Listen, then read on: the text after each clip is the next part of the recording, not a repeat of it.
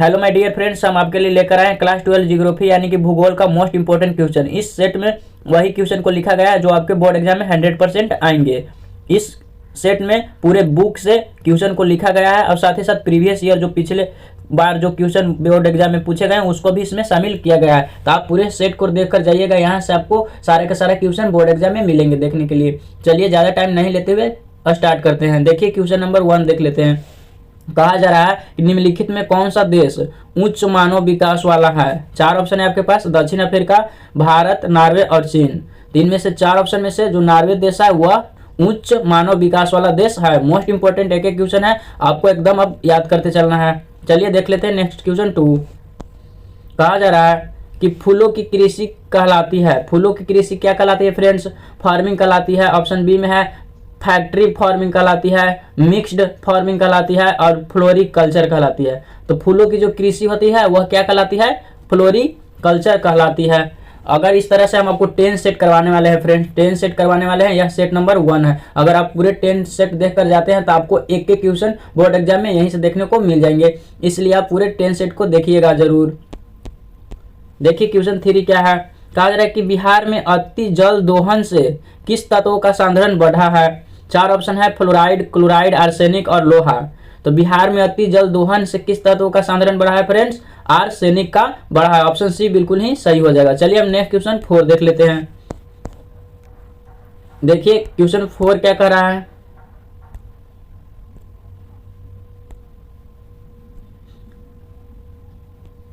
देखिए क्वेश्चन 4 क्या कह रहा है। शिक्षा कानून क्रियाकलाप है। शिक्षा कानून क्रियाकलाप क्या है? ऑप्शन ए है प्राथमिक, बी है द्वितीयक, सी है तृतीयक और डी है चतुर्थक। तो शिक्षा कानून क्रियाकलाप कैसा क्रियाकलाप है? चतुर्थक में आता है। ठीक है, चतुर्थ में आता है, याद रखिएगा। शिक्षा की जब बात हो तो क्या लगाना है फ्रेंड्स? चतुर्थ लगाना है। ठीक है, चतुर्थ लगाकर आना है।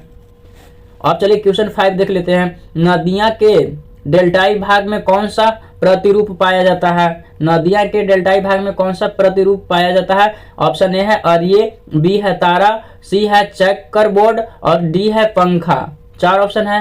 तो नदिया के डेल्टाई भाग में चेकरबोर्ड प्रतिरूप पाया जाता है। कौन सा प्रतिरूप? चेकरबोर्ड। एक एक क्वेश्चन इंपॉर्टेंट है, याद करते चलिए क्योंकि अब टाइम बहुत ही कम बचा है। अब अगर आप चाहते हैं कि ज्योग्राफी में आपका अच्छा खासा नंबर आए 96, 97, तो आपको इस तरह से याद करना पड़ेगा क्योंकि आपको हम 300 टोटल 10 सेट में 300 क्वेश्चन करवाने हैं। अगर आप 300 क्वेश्चन याद करके चल जाते हैं तो आपको एक भी क्वेश्चन बाहर नहीं आएगा।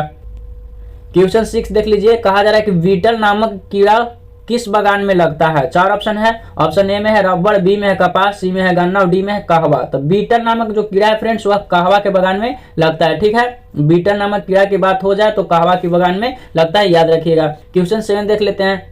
हैदराबाद एंड सिकंदराबाद शहर को कहते हैं। देखिए यहाँ पर हैदराबाद होना चाहिए। हैदराबाद तथा सिकंदराबाद शहर को क्या कहते हैं? जुड़वा नगर कहते हैं, डार्क कहते हैं, स्लम कहते हैं, इनमें से कोई नहीं। तो हैदराबाद और सिकंदराबाद को हम लोग जुड़वा नगर कहते हैं। ऑप्शन ए बिल्कुल ही सही हो जाएगा। जुड़वा नगर कहते हैं, हैदराबाद सिकंदराबाद को जुड़वा नगर कहते हैं। चलिए नेक्स्ट क्वेश्चन 8 देख लेते हैं। मानव भूगोल क्रियाशील मानव और अस्थायी पृथ्वी के परिवर्तनशील संबंधों का अध्ययन है। यह किसने कहा है? तो कुमारी सैंपल ने कहा है। याद रखिएगा कौन कहा है? कुमारी सैंपल। ऑप्शन बी बिल्कुल ही सही हो जाएगा। चलिए अब नेक्स्ट क्वेश्चन 9 देख लेते हैं फ्रेंड्स। 9 में कहा जा रहा है कि मानव भूगोल विचारकों के विकास की अभिव्यंजना है, न कि भौगोलिक ज्ञान के विस्तार का कोई तत्कालिक परिणाम है। यह किसने कहा है? तो विडाल डी ला बलास ने कहा है। विडाल डी ला बलास ने कहा है। ऑप्शन बी बिल्कुल ही सही हो जाएगा। चलिए अब नेक्स्ट क्वेश्चन देख लेते हैं 10 में है कि एंथ्रोपोजियोग्राफी किसने लिखी है? एंथ्रोपोजियोग्राफी किसने लिखी है? 4 ऑप्शन है। इसमें ऑप्शन बी जो है राइटजेल वही लिखे हैं एंथ्रोपोजियोग्राफी को। याद रखिएगा मोस्ट इंपोर्टेंट क्वेश्चन है, एक एक क्वेश्चन को रटते चलना है। क्वेश्चन 11 देख लेते हैं। जियोग्राफिया जनरलिस के लेखक कौन है? जियोग्राफिया जनरलिस के लेखक कौन है? Semple, Varenius, Ratzel, Darwin. तो जियोग्राफिया जनरलिस के लेखक है वारेनियस। कौन लिखे हैं? वारेनियस। ठीक है, ऑप्शन बी बिल्कुल ही सही हो जाएगा। वारेनियस लिखे हैं जियोग्राफिया जनरलिस को। चलिए अब नेक्स्ट क्वेश्चन देख लेते हैं फ्रेंड्स 12। क्वेश्चन 12 देख लेते हैं। 1990 का दशक भूगोल के किस उपागम के लिए जाना जाता है? 4 ऑप्शन है। उत्तर आधुनिकवाद के लिए, आधुनिकतावाद के लिए, अस्वेषणवाद के लिए और संभववाद के लिए। 1990 का जो दशक है फ्रेंड्स वह आधुनिकतावाद के लिए जाना जाता है, बिल्कुल ही बी सही हो जाएगा। चलिए नेक्स्ट क्वेश्चन 13 देख लेते हैं। निम्नलिखित में कौन सा एक भूमि उपयोग संवर्ग नहीं है? 4 ऑप्शन है। देखिए निम्नलिखित में कौन सा एक भूमि उपयोग संवर्ग नहीं है? तो इसमें सीमांत भूमि जो है बिल्कुल ही सही ऑप्शन हो जाएगा, इसका सी आंसर बिल्कुल ही सही हो जाएगा। चलिए अब नेक्स्ट क्वेश्चन देख लेते हैं 14। कहा जा रहा है कि निम्नलिखित में कौन सा ऊर्जा एक अनवीकरणीय ऊर्जा है? तो देखिए अनवीकरणीय ऊर्जा 4 ऑप्शन है, तापीय ऊर्जा, जल ऊर्जा, पवन ऊर्जा और सौर ऊर्जा। तो इसमें जो तापीय ऊर्जा ऑप्शन ए में दिख रहा है वह बिल्कुल ही सही हो जाएगा, तापीय ऊर्जा ही है, अनवीकरणीय ऊर्जा का स्रोत है। चलिए नेक्स्ट क्वेश्चन 15 देख लेते हैं। निम्नलिखित में कौन सा राज्य चीनी का दूसरा सबसे बड़ा उत्पादक राज्य है? तो सबसे दूसरा बड़ा उत्पादक उत्तर प्रदेश है friends, UP is right answer, option D बिल्कुल ही सही हो जाएगा। ठीक है, चलिए नेक्स्ट क्वेश्चन देख लेते। दूसरा चीनी का सबसे बड़ा उत्पादक राज्य यूपी है, याद रखिएगा। क्वेश्चन 16 देख लेते हैं। इंदिरा गांधी नहर कमान क्षेत्र के सतत पोषणीय विकास के लिए इनमें से कौन सा सबसे महत्वपूर्ण कारक है? 4 ऑप्शन है, कृषि विकास, परिवहन विकास, परितंत्र विकास और भूमि उपनिवेशन। इंदिरा गांधी नहर कमान क्षेत्र में सतत पोषणीय विकास के लिए इनमें से कौन सा सबसे महत्वपूर्ण कारक है? तो जो परितंत्र का विकास है यही महत्वपूर्ण कारक है, बिल्कुल ऑप्शन सी सही हो जाएगा। चलिए हम नेक्स्ट क्वेश्चन देख लेते हैं। निम्नलिखित में कौन सा एक स्थलबद्ध पोताश्रय है? तो विशाखापट्टनम जो है वह एक स्थलबद्ध पोताश्रय है फ्रेंड्स, ऑप्शन बी बिल्कुल ही सही हो जाएगा, याद रखिएगा। चलिए हम नेक्स्ट क्वेश्चन देख लेते हैं 18। कहा जाए कि नव निश्चयवाद के प्रवर्तक कौन है? नव निश्चयवाद के प्रवर्तक कौन है? 4 ऑप्शन है, जी टेलर, हमबोल्ट, ब्लॉस और रैटजेल। तो नव निश्चयवाद के प्रवर्तक कौन है? रैटजेल। कौन है? रैटजेल, ऑप्शन डी बिल्कुल ही सही हो जाएगा। चलिए नेक्स्ट क्वेश्चन 19 देख लेते हैं। पर्वतों पर किस प्रकार की अधिवास पाया जाता है? पर्वतों पर किस प्रकार की अधिवास पाया जाता है? रैखिक, त्रिभुजाकार, आयताकार और सीढ़ीनुमा। तो पर्वतों पर सीढ़ीनुमा अधिवास पाया जाता है फ्रेंड्स, ऑप्शन डी बिल्कुल ही सही हो जाएगा। पर्वतों पर सीढ़ीनुमा अधिवास पाया जाता है। चलिए आपको अभी तक वीडियो को लाइक, चैनल को सब्सक्राइब नहीं किया तो जरूर कर लीजिए, आपको इस पे इंपॉर्टेंट क्वेश्चन ही करवाए जाएंगे। आर्ट्स और साइंस दोनों का भी इस पे वीडियो डाला जाता है। निम्नलिखित में कौन सा जनसंख्या के कार्यशील आयु वर्ग का प्रतिनिधित्व करती है? 15 से 59 वर्ष, 15 से 64 वर्ष, 15 से 65 वर्ष, 15 से 66 वर्ष। क्वेश्चन है निम्नलिखित में कौन जनसंख्या के कार्यशील आयु वर्ग का प्रतिनिधित्व करती है? तो जो 65 से 59 वर्ष है वही करती है फ्रेंड्स, ऑप्शन बी बिल्कुल ही, ऑप्शन ए बिल्कुल ही सही हो जाएगा। चलिए नेक्स्ट क्वेश्चन देख लेते हैं 21। निम्नलिखित में कौन सा अधात्विक खनिज के प्रकार है? 4 ऑप्शन है, सोना, अभ्रक, तांबा और चांदी। देखिए सोना भी धात्विक है, तांबा भी धात्विक है और चांदी भी धात्विक है, लेकिन अभ्रक जो है वह अधात्विक का प्रकार है, ऑप्शन बी बिल्कुल ही सही हो जाएगा। चलिए नेक्स्ट क्वेश्चन देख लेते हैं अब 22। कहा जा रहा है कि निम्नलिखित में कौन से प्रतिकर्ष के कारक नहीं है? 4 ऑप्शन है, बेरोजगारी, जलाभाव, सामाजिक आर्थिक पिछड़ापन और गृह प्रेम। प्रतिकर्ष का कारक नहीं है तो गृह जो प्रेम है यह प्रतिकर्ष का कारण नहीं है फ्रेंड्स, ऑप्शन डी बिल्कुल ही सही हो जाएगा। ठीक है, क्वेश्चन 23 देख लेते हैं। निम्नलिखित में कौन एक तेल शोधक कारखाना है? 4 ऑप्शन है, बरौनी, तारापुर, ग्वालियर और महाराजगंज। तो तेल शोधक कारखाना की बात हो रहा है तो कौन सा है? बरौनी बिल्कुल ही सही आंसर हो जाएगा। जो बरौनी है वह तेल शोधक कारखाना है, ऑप्शन ए बिल्कुल ही सही हो जाएगा। चलिए नेक्स्ट क्वेश्चन देख लेते हैं फ्रेंड 24। अगर आपको सेशन अच्छा लग रहा है वीडियो को लाइक, चैनल को सब्सक्राइब फटाफट कर लीजिए। निम्नलिखित में कौन राजधानी नगर है? 4 ऑप्शन है, नागपुर, कानपुर, गोरखपुर और रायपुर। राजधानी नगर की बात हो रहा है, राजधानी नगर तो कौन सा है? रायपुर जो है वही राजधानी नगर है फ्रेंड्स। क्वेश्चन 25 देख लेते हैं। इनमें से कौन एक तृतीय क्रियाकलाप का उदाहरण है? तृतीय क्रियाकलाप का उदाहरण क्या है? मछली पालन, विनिर्माण, परिवहन और आखेट। तो जो तृतीय क्रियाकलाप का उदाहरण है वह परिवहन है, बिल्कुल ही ऑप्शन सी सही हो जाएगा। चलिए नेक्स्ट क्वेश्चन देख लेते हैं। निम्नलिखित में कौन चीनी उद्योग का केंद्र है? ऑप्शन ए है मुंबई, बी है बेंगलोर, सी है कंप्यूटर और डी है राउरकेला। तो चीनी उद्योग के केंद्र की बात हो रहा है तो जो कंप्यूटर है इसका बिल्कुल ही सही आंसर हो जाएगा। चीनी उद्योग का केंद्र कौन है? कंप्यूटर। क्वेश्चन 27। निम्नलिखित में कौन मेटो केमिकल उत्पादक केंद्र है? मेटो केमिकल उत्पादक केंद्र की बात हो रहा है, 4 ऑप्शन है, तो इसमें मुंबई जो है बिल्कुल ही सही आंसर हो जाएगा। मुंबई जो है वही मेटो केमिकल उत्पादक केंद्र है। चलिए नेक्स्ट क्वेश्चन देख लेते हैं फ्रेंड 28। निम्नलिखित में कौन सूचना प्रौद्योगिकी केंद्र है? चंडीगढ़, कोलकाता, बेंगलोर और दिल्ली। 4 ऑप्शन है, तो सूचना प्रौद्योगिकी केंद्र की बात हो रहा है तो जो बेंगलोर है इसका बिल्कुल ही सही आंसर है, बेंगलोर ही सूचना प्रौद्योगिकी केंद्र है।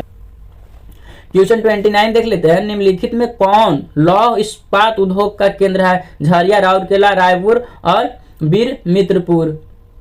4 ऑप्शन है, तो जो राउरकेला है वही लौह इस्पात उद्योग का केंद्र है। ऑप्शन बी बिल्कुल ही सही हो जाएगा। चलिए नेक्स्ट क्वेश्चन 30 अब देख लेते हैं फटाफट से। फटाफट क्वेश्चन को खत्म करते हैं। किस वर्ष भारतीय रेल की शुरुआत हुई थी? 1753, 1851, 1853 और 1857। रेल की शुरुआत की बात हो रहा है फ्रेंड्स, रेल की शुरुआत की याद रखिए 1853 बिल्कुल ही सही हो जाएगा। 16 अप्रैल 1853 को हुआ था। मुंबई से थाने के बीच पहला ट्रेन चला था। क्वेश्चन 31 देख लेते हैं।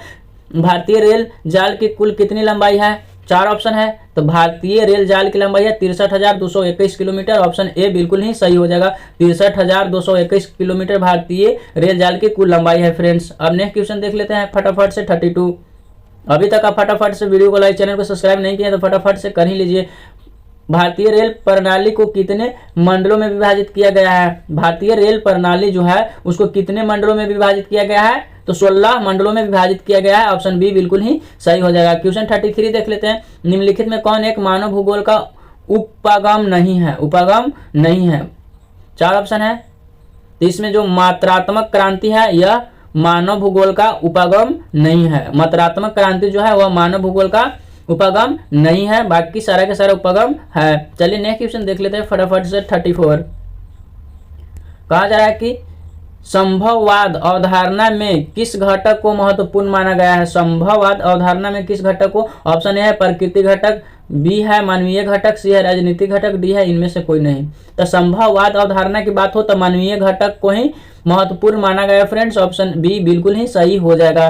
क्वेश्चन 35 देख लेते हैं। निम्नलिखित में कौन मानव विकास के मूलभूत क्षेत्र है? मानव विकास के मूलभूत क्षेत्र ऑप्शन ए है स्वास्थ्य, बी है संसाधन, डी है शिक्षा और सी है शिक्षा और डी है उपयुक्त सभी। देखिए मानव विकास के मूलभूत क्षेत्र की बात हो रहा है तो स्वास्थ्य भी है, संसाधन भी है, शिक्षा भी है। ऑप्शन डी उपयुक्त सभी बिल्कुल ही सही हो जाएगा। Option D right answer. Next question देख लेते हैं 36।